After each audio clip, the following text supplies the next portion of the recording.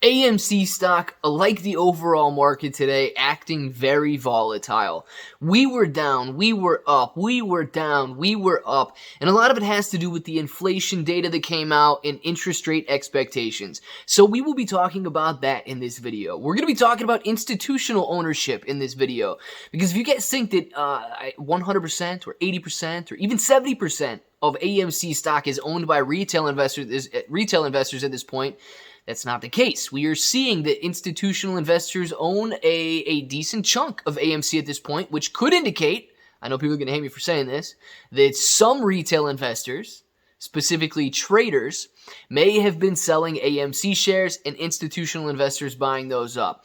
And we're also going to be talking about potentially why those institutional investors own AMC, because there's some groups out there that are saying institutional investors are buying AMC so they can simply control the price and control what happens with AMC stock during the squeeze. So if all of this sounds like something you're interested in, let's get started.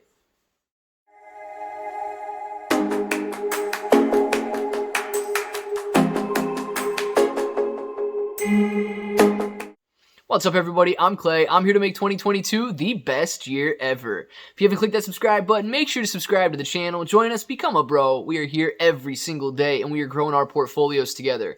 Now, look, if you're brand new to investing, you don't know how or where to buy stocks and crypto, you can use the link in the description below for Webull. It is super simple to set up your account. $100 deposit gets you at least 3 free stocks, and then any $1 crypto trade gets you at least $5 in free crypto, and then you get crypto exclusive exchanges if you guys want to use those as well.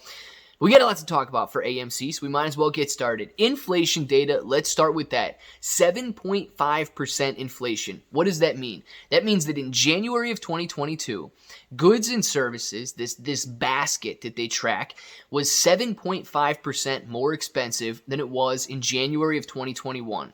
Doesn't seem like a huge increase, but if you're paying 7.5% more for goods this year than you were last year, it can drastically eat up your savings. It can drastically eat up your earnings. Because let me just pose the question. Did you guys get did your employer give you a 7.5% raise this year, this month? Because inflation is starting to spiral out of control in the way that you're seeing 1% increases month over month, nearly 1% increases. And if you're not getting a 1% increase on your wages every month, how are you keeping up? How are you keeping up? The inflation is eating your dollar away, and every month that goes by, your dollar is worth less.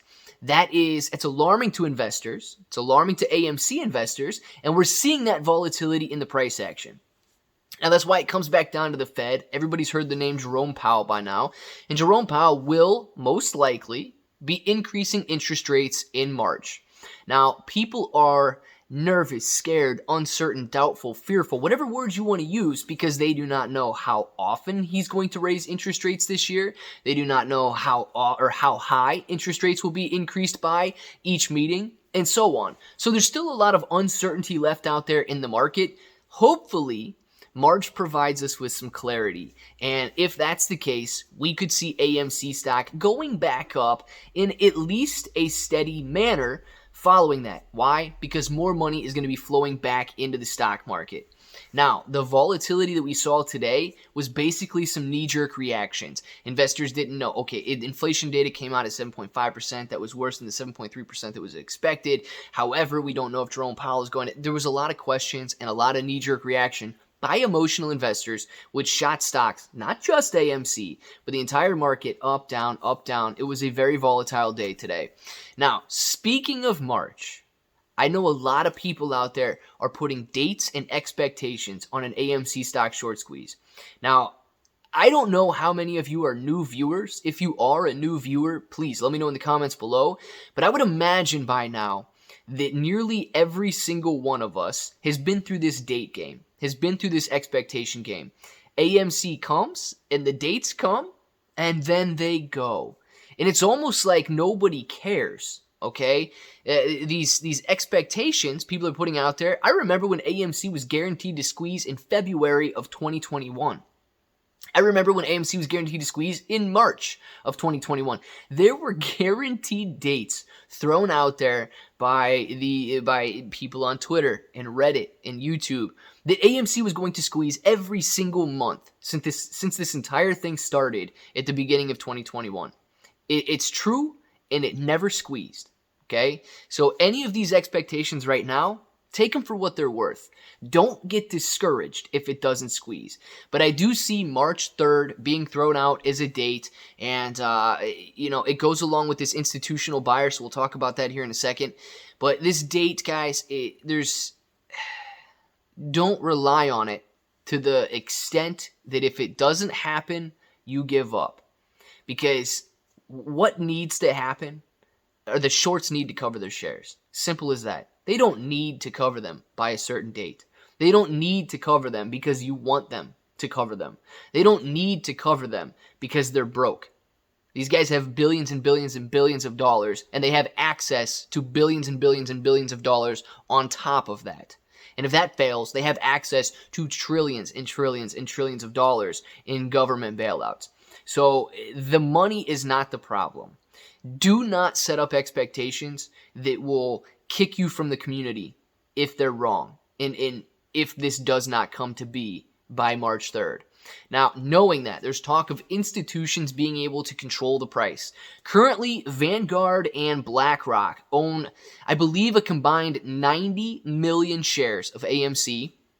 And on top of that, I believe institutional ownership runs all the way up to 175 million shares.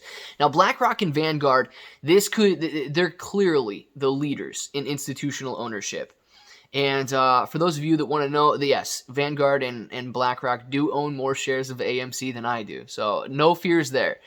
But going on from that, there's a lot of people saying that Vanguard and BlackRock are buying shares of AMC so that they can control the price of how high AMC goes during the squeeze and possibly bankrupt some of their competition.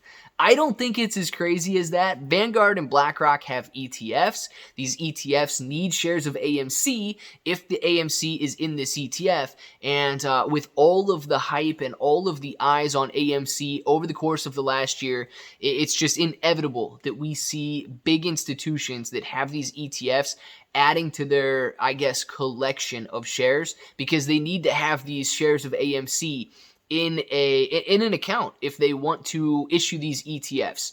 So I believe that's the best reasoning that I've seen for these institutions adding in the quantities that they have. Yes, they expect that AMC could go up, but they're mitigating that risk there as well and maintaining that hedge if they're buying these shares so that they can issue these ETFs. So that's the best explanation that I've seen, not just so that they can go out there and control the price of the stock of AMC during the short squeeze. But I want to know what you guys think, okay? We got a lot of expectations, we got a lot of ideas, and we do have a big deal with inflation and interest rates going on right now. So just, I don't know, what do you think about everything that's going on in the community right now? Because if we do not get some sort of unison going on out here, we're going to see a lot of people breaking off into groups, and in my opinion, that's going to be very bad. So let us know down in the comments below what you guys still think about the AMC Stock Short Squeeze. If this button right here is still red, make sure to click it, subscribe to the channel, join us, become a bro. We are here every single day, and we are growing our portfolios together. ClayBro883 on Twitter and Instagram. We will Binance, Gemini, Crypto.com in the description below. And until the next time, hope that each and every one of you have an awesome day.